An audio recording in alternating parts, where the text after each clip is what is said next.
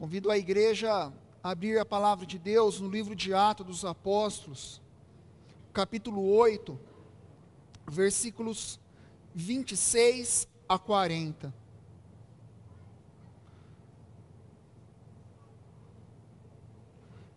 Livro do Atos dos Apóstolos, capítulo 8, versículos 26 a 40. Vamos fazer uma leitura responsiva dessa porção da palavra da salvação.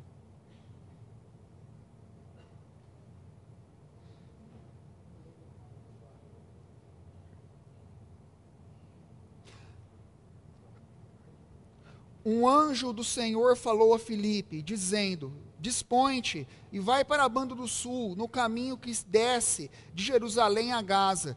Este se acha deserto. Ele se levantou e foi.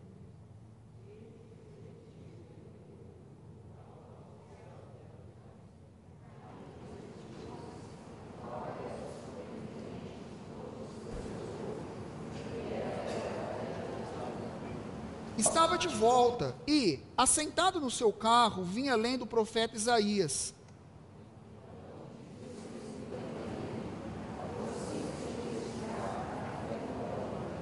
Correndo Filipe, ouviu ler o profeta Isaías e perguntou: Compreendes o que vens lendo?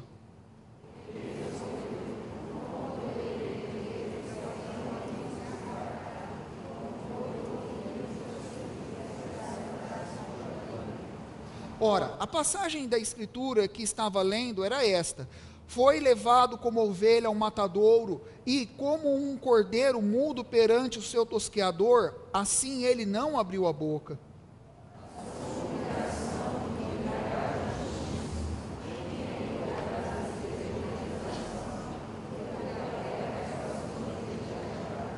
Então, o eunuco disse a Filipe: Peço-te que me expliques a quem se refere o profeta. Ele fala de si mesmo ou de algum outro?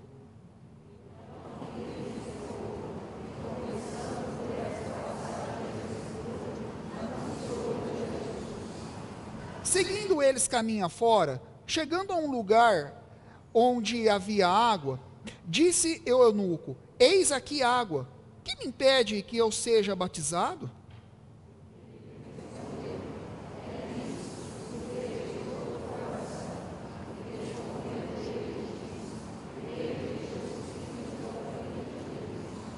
Então mandou parar o carro, ambos desceram a água e Filipe batizou o eunuco.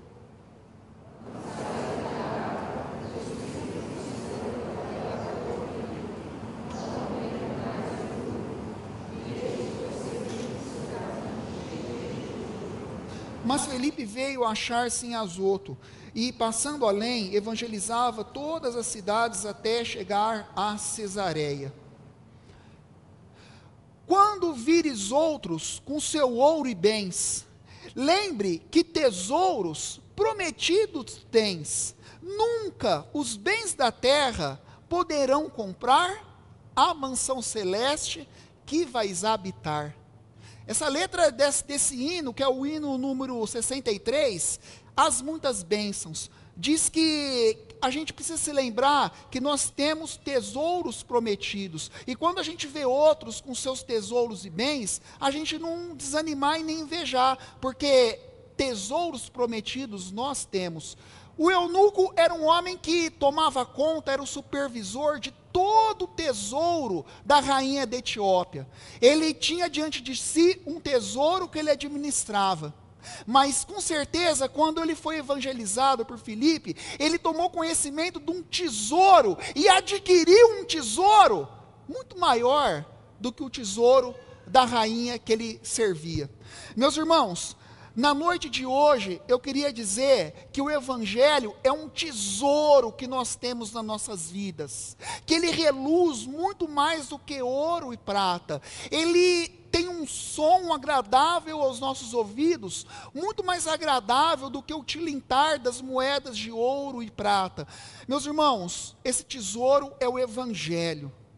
Na noite de hoje eu gostaria de compartilhar um tema com os irmãos que é o seguinte: o evangelho é o maior de todos os tesouros.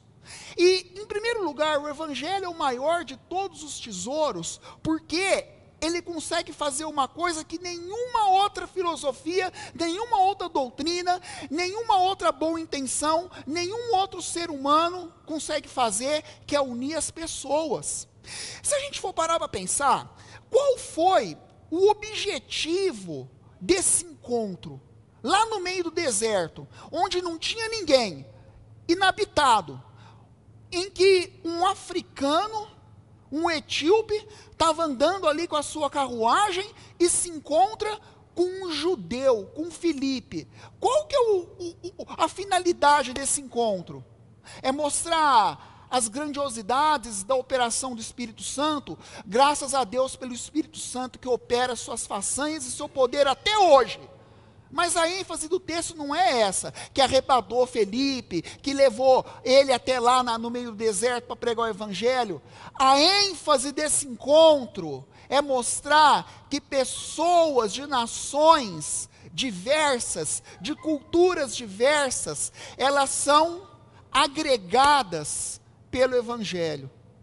Elas se unem pelo evangelho. É interessante que o eunuco, ele estava voltando da adoração lá em Jerusalém, lá do templo de Jerusalém. E como que era a planta do templo de Jerusalém? A planta do templo de Jerusalém, ela previa um pátio externo para os gentios, para as pessoas que vinham de todas as nações. E existia um grande muro, que depois desse grande muro, ali no seu interior ficavam os judeus. Na adoração no templo de Jerusalém, os judeus ficavam separados dos gentios. Quem são os gentios? As pessoas que vêm de qualquer parte da terra, lá para Jerusalém. Mas o evangelho se manifesta no seu poder de unir as pessoas, quando ele quebra as paredes do templo de Jerusalém, e une judeus e gentios num pátio comum, que é a igreja que nós temos hoje. Esse é o sentido de igreja. É interessante, meus irmãos, que o evangelho, ele não veio, em primeiro lugar, para o mundo todo. Jesus Cristo, ele nasceu e veio pregar a salvação primeiro para os seus. Mas a gente vê lá em João 1,17, que Jesus Cristo veio para os seus, e os seus o rejeitaram. E através da rejeição dos judeus, é que veio a salvação para todo mundo. Quando nós vamos lá para Romanos 1, capítulo 16, Paulo fala assim: pois eu não me envergonho do evangelho, que é o poder de Deus para a salvação de todo aquele que nele crê, primeiro do judeu e depois do grego. Grego é todo mundo que não era judeu, mas que fazia parte do mundo antigo naquela época. E quando nós vamos lá para Romanos 11, Paulo diz assim, que através da transgressão dos judeus, que transgressão? A crucificação de Jesus Cristo lá no Calvário, a salvação passou para o mundo todo. Os gentios foram incluídos no plano da salvação, para pôr os judeus em ciúmes. Os judeus, que eram um povo exclusivista, que diziam assim: nós somos os destinatários exclusivos da aliança de Abraão. Agora nós estamos vendo os gentios, aqueles impuros, também sendo os destinatários da aliança. Meus irmãos, quando nós vamos lá para Gálatas, capítulo 3, versículos 7 a 9, nós vemos Paulo dizendo assim: porque tendo a Escritura previsto que Deus salvaria todos os povos através da fé, pré-anunciou o Evangelho a Abraão, quando lhe disse: Abraão, em ti serão abençoados todos os povos da terra. Essa passagem que Deus fala isso para Abraão, está lá em Gênesis 12, versículo 3. Meus irmãos, em ti serão abençoados todos os povos da terra. Existe um embrião, o gênese da igreja não está em Atos 2, com a descida do Espírito Santo, mas está em Gênesis 17:5, quando Deus fala assim para Abraão: Abraão, teu nome não vai ser mais Abrão, mas sim Abraão, porque eu te farei pai de numerosas nações. Meus irmãos, agora o Evangelho traz a seguinte perspectiva da salvação: descendentes de Abraão não são mais aqueles segundo a carne e segundo o sangue, os israelitas, mas descendentes de Abraão são aqueles segundo a fé em Cristo Jesus. Eu sou filho de Abraão, você é filho de Abraão, e aquele que nasceu no território de Israel também é filho de Abraão. Todos nós através da fé. Meus irmãos, e é isso que tem a finalidade desse encontro do eunuco com Filipe, de um judeu com um africano, um africano, um etíope, que ouve o evangelho e se converte e é batizado. O evangelho agora não é mais só para os judeus, o evangelho é para todo mundo. Igreja, evangelho, meus irmãos, evangelho é muito mais do que 4 livros que inauguram o Novo Testamento, que contam histórias de Jesus Cristo. Evangelho é salvação, primeiro para o judeu, mas também para o mundo todo. E qual é a grandeza do evangelho, que brilha como um tesouro nas nossas vidas? O evangelho tem o poder de unir as pessoas. O que o mundo separa, o evangelho une. Perceba uma coisa: o evangelho, ele constrói pontes, onde o mundo constrói abismos e muros. O mundo lá fora separa as pessoas, o mundo lá fora segrega as pessoas. O rico não pode se relacionar com o mais modesto, o culto não se relaciona com o mais simples, com o iletrado, aquele de certa origem, de certa família tradicional, não se relaciona com o outro restante da cidade. O mundo constrói muros e abismos, mas o evangelho destrói muros e constrói pontes. Meus irmãos, essa é a riqueza, a primeira riqueza do evangelho: unir as pessoas. Mas existe uma segunda razão porque o evangelho é um tesouro para as nossas vidas, é que ele repara os danos. Ele tem a função de reparar os danos. Olha só que interessante, a partir dos versículos 27 e 28, nós vemos que o eunuco era o superintendente do tesouro da rainha da Etiópia, e ele tinha ido para onde? Para Jerusalém, e ele estava no caminho de volta para sua casa, para sua terra, e eis então que ele encontra com Filipe. E aí Filipe diz assim: mas o que você está lendo aí? E ele diz assim: olha, eu estou lendo o livro do profeta Isaías, mas eu não compreendo. Eu não compreendo se não tiver alguém que me explica. De quem que o profeta está falando? Dele mesmo ou de outra pessoa? Percebam um detalhe que muitas vezes passa desapercebido. Aquele etíope, ele tinha ido até Jerusalém adorar, só que sem entendimento, sem conhecimento, sem doutrina, sem entendimento. E isso causa um grande prejuízo na vida das pessoas, principalmente na vida dele. Adoração sem entendimento não serve para nada. E através da pregação de Filipe, dizendo assim: essa ovelha que foi levada muda lá para o matadouro e se entregou, está falando de Jesus Cristo. E através da explicação do evangelho por Filipe, à luz das escrituras, ali em Isaías 53, ele teve o entendimento. E as próximas adorações daquele eunuco, com certeza, iam ser edificantes e frutíferas, porque elas iam ser com entendimento. Meus irmãos, houve uma reparação de danos ali, e o evangelho, ele é um tesouro, porque ele serve para reparar danos. É interessante que a adoração, o zelo sem entendimento, ele é nocivo, ele é perigoso. Paulo passou por isso. Ele era um homem que era fariseu dos fariseus, ele era um homem que cresceu aos pés de Gamaliel, era um homem que era zeloso da lei, mas lhe faltava o entendimento. E sem o entendimento que a salvação era em Cristo Jesus, ele fazia o quê? Julgando ser zeloso pela lei, ele perseguia, matava e prendia os cristãos.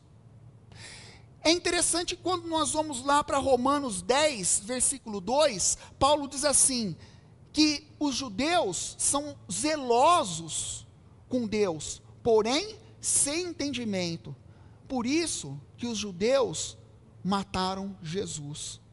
E se a gente parar para pensar nos nossos dias, a religiosidade, a espiritualidade sem entendimento, sem conhecimento, ela é muito prejudicial, porque ela é a mãe das heresias, ela gera cultos que são superficiais, louvores com letras antropocêntricas, que louvam o eu posso, eu faço, eu consigo, eu posso, eu sou poderoso, e se esquecem de louvar a Deus. Meus irmãos, o Evangelho, ele repara danos. É interessante que há uns domingos atrás nós falamos no culto matutino sobre reparação de danos. O Evangelho repara danos. Lá em Atos dos Apóstolos, capítulo 16, quando Paulo e Silas, eles foram presos em Filipos, o carcereiro que antes com as suas mãos segurava chicote e varas e batia nos presos, depois de ter aceitado o Evangelho, ele fazia o quê? Com as mesmas mãos que antes segurava chicote e vara, agora ele limpava as feridas de Paulo e Silas. É reparação de danos. Zaqueu, por exemplo, Zaqueu era um homem que extorquia dinheiro dos outros, porque era coletor de imposto, injusto, corrupto, mas aí quando ele recebe Jesus na sua casa, ele aceita o Evangelho e diz o quê? Senhor, se eu defraudei alguém na coleta de impostos, eu vou restituir 4 vezes mais. É reparação de danos. Meu irmão, a gente tem que acreditar que o Evangelho é um tesouro que a gente tem na nossa casa. O Evangelho é um tesouro que a gente tem nas nossas vidas, para reparar danos. Quantos danos o Evangelho tem restaurado pelo mundo afora, restaurando casamentos que estão destruídos, restaurando vidas de filhos que estão perdidos nos vícios, nas drogas, na libertinagem, na promiscuidade, restaurando a vida familiar de pais e mães de família. Acredite que o Evangelho tem um poder nas suas mãos, um tesouro nas suas mãos, para reparar os danos que o mundo causa nas nossas vidas. Mas em terceiro e último lugar, eu gostaria de dizer que o Evangelho é um grande tesouro, porque ele também frutifica, ele gera frutos. Existe uma passagem no livro do profeta Isaías, que é Isaías 56, versículo 3, que ele fala sobre a vocação de todos os povos para a salvação. Então, quem vai ser salvo e agraciado pelo Senhor, não é só o judeu, mas é o estrangeiro e o eunuco que vierem de longe e que se renderem ao Senhor. E lá em Isaías 56, versículo 3, o Senhor diz assim: jamais diga o eunuco, eu sou uma árvore seca. Meus irmãos, e o eunuco aqui nessa passagem que nós lemos, ele experimentou essa restauração, esse hálito novo, esse florescer de uma nova vida, gerando frutos em Cristo Jesus.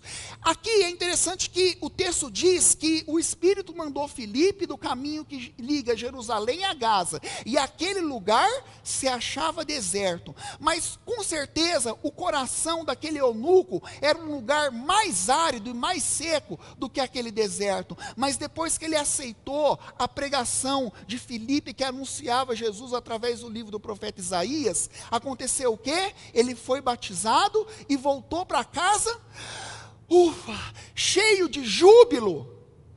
Aquele coração que era árido e seco, agora florescia cheio de júbilo. Meus irmãos, é interessante a gente perceber a geração do fruto nesse texto. Não existia conhecimento e entendimento na adoração. Então, houve entendimento a partir da explicação evangelística de Filipe, houve um entendimento. Eu entendi. houve depois a fé, e em terceiro lugar, a fé produziu sinais visíveis, que é a confissão da fé, eu acredito em Jesus como Filho de Deus, e o batismo, os sinais, ele confessou com a boca e foi batizado com a água. Meus irmãos, você pode crer naquilo que você não vê, mas jamais você vai acreditar naquilo que você não entende. Você pode não ver Jesus Cristo, mas você vai acreditar nele através da compreensão das Escrituras, e isso é a geração de frutos. Eu lembro uma vez que eu estava em Ribeirão Preto, como seminarista, dando aula numa classe dos jovens da escola dominical, e lá a gente estava tratando de conceitos avançados da doutrina cristã, coisas difíceis de entender para quem já tem uma certa caminhada. E aí chegou uma moça nova na igreja, e ela se assentou ali, eu deixei ela sentar para não interromper a aula. Depois na aula ela falou assim: pastor, é muito legal o que você está falando, é muito bonito, mas eu não entendi nada. O que aquela menina precisava fazer? Ela não precisava estar na classe dos adiantados, ela precisava estar na classe de catecúmenos, e para lá ela foi. Depois de 6 meses ela falou assim: aquilo que eu achei bonito, agora eu não só admiro, mas eu acredito, porque a fé, ela é precedida do conhecimento, e aí que está a geração de frutos. Você entende, você tem fé, e aí você passa a produzir frutos. Aí você confessa, você faz a pública profissão de fé, você é batizado, você evangeliza, você serve na igreja, você passa a ser diácono, a ser presbítero. Meus irmãos, a gente precisa acreditar que o evangelho, ele é um tesouro nas nossas vidas, porque ele gera frutos. Meus irmãos, não adianta nada a nossa vida ter os danos reparados, se ela não tiver a produção de frutos depois. E o evangelho não só salva casamentos, mas ele edifica os lares. O evangelho, ele não só salva filhos das drogas e da libertinagem, mas depois transforma esses filhos em futuros grandes profissionais. O evangelho não só salva as pessoas que estão largadas nas sarjetas embriagadas, mas depois transforma essas pessoas em grandes evangelistas. O evangelho, ele produz frutos, ele transforma a sociedade. Existe um livro de sociologia muito interessante, que é Ética Protestante e o Espírito do Capitalismo, de Max Weber. Esse livro não é um livro de teologia, mas é um livro de sociologia que fala sobre a expansão do protestantismo na Europa, e ele debate o crescimento, o desenvolvimento econômico dos países que aderiram à reforma protestante, da Holanda, da Inglaterra, da Suíça e da Alemanha. Por que esses países se desenvolveram economicamente tão grandiosamente, muito mais do que os outros países que não tiveram a expansão do protestantismo? Sabe por quê? Porque o evangelho, quando os pais de família aceitavam Jesus, mudava a rotina daqueles homens. Antes, aqueles homens, eles gastavam o dinheiro deles como? Com bebedeiras, com prostitutas e com jogos, e com jogatinas. Agora eles aceitam o evangelho, eles fazem o quê? Passam a poupar o dinheiro, passam a guardar o dinheiro, passam a investir na formação dos filhos, passam a fazer o quê? A guardar e a fazer investimento. E aí a economia começou a se desenvolver. É o evangelho gerando frutos. Meus irmãos, o evangelho é um tesouro nas nossas vidas, porque ele gera frutos. Acredite no poder desse grande gerador de frutos que você tem na sua mão. Mas, para concluir essa mensagem, eu queria dizer o seguinte: as pessoas passam, os lugares passam, as pessoas se vão, mas o que fica é o evangelho. É interessante que quando Jesus Cristo, ele encontrou com a mulher samaritana, lá em João 4, versículos 20 a 24, aquela mulher, ela encontrou com Jesus Cristo, e ela disse assim: olha, vocês nos ensinam que o lugar de adorar é em Jerusalém, mas nós samaritanos não adoramos em Jerusalém, nós adoramos no monte. E Jesus Cristo diz assim: olha, mas vem a hora, e não tardará, em que não se adorará nem mais em Jerusalém, nem mais no monte, mas os verdadeiros adoradores serão aqueles que adoram a Deus em espírito e em verdade, porque Deus é espírito, e importa que seus adoradores o adorem em espírito e em verdade. Meus irmãos, Jerusalém passou. O eunuco, uma vez, foi para Jerusalém louvar a Deus. Depois ele voltou, conheceu Jesus Cristo. Jerusalém passou. Ele não precisava mais voltar para Jerusalém, porque agora ele vivia a plenitude da graça, porque local de adoração não é aonde a gente está agora, não é em qualquer outro lugar, mas é dentro do nosso coração, porque os adoradores são em espírito e verdade. Os lugares passam, mas o evangelho permanece para sempre.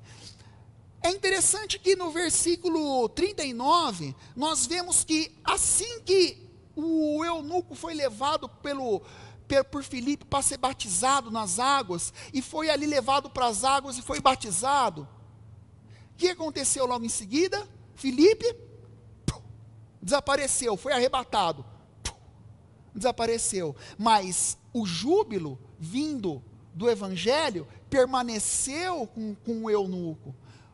Meus irmãos, lugares passam, lugares se vão, mas o evangelho fica. Pessoas se vão, mas o que fica são os frutos do evangelho. Meus irmãos, hoje você tem um tesouro na sua mão. Aproveita a oportunidade que você tem de abraçar esse tesouro, porque tudo passa. A oportunidade de você abraçar esse tesouro também. Que Deus te abençoe nessa noite. Amém? Bom, nós falamos de tesouro, não é verdade? Então nós vamos encerrar esse culto falando de um hino que falam das bênçãos do Senhor, através do maior tesouro, que é a salvação em Cristo Jesus. Aqueles que puderem, podem se colocar em pé, para todos nós entoarmos o hino de número 63.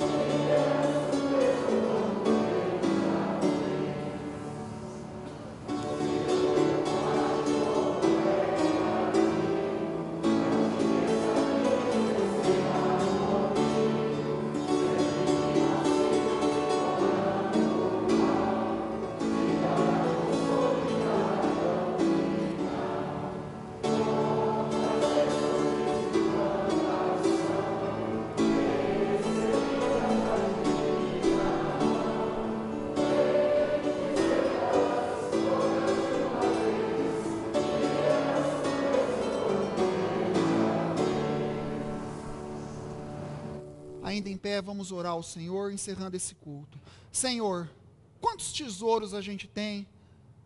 O nosso casamento, os nossos filhos, o nosso trabalho, as nossas rendas pessoais, mas o maior de todos os tesouros é a salvação em Cristo Jesus. O eunuco tomava conta de um tesouro muito grande da rainha da Etiópia, mas ele conheceu um tesouro muito maior, que era a salvação em Cristo Jesus. Não só conheceu, mas tomou ele para si.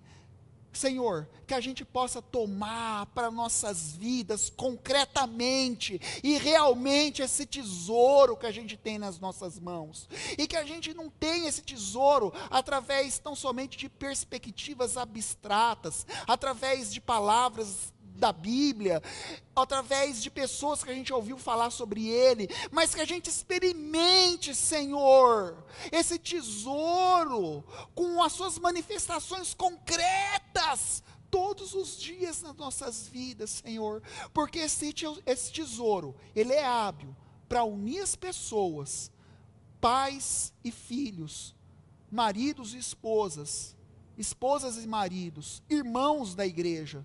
Esse evangelho que é tesouro, ele é hábil também, Senhor, para restaurar danos, Senhor.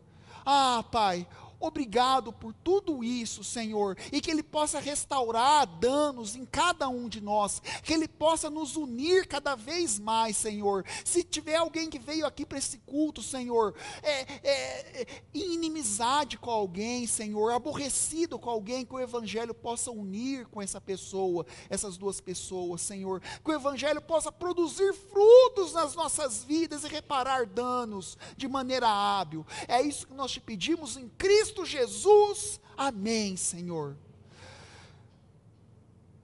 Recebei a bênção, igreja, que a graça do Senhor Jesus, que o amor de Deus e Pai, que o poder, as consolações e a comunhão do Espírito Santo repousem sobre todos os irmãos, abençoando a toda a igreja, ontem, hoje e para todos sempre, amém.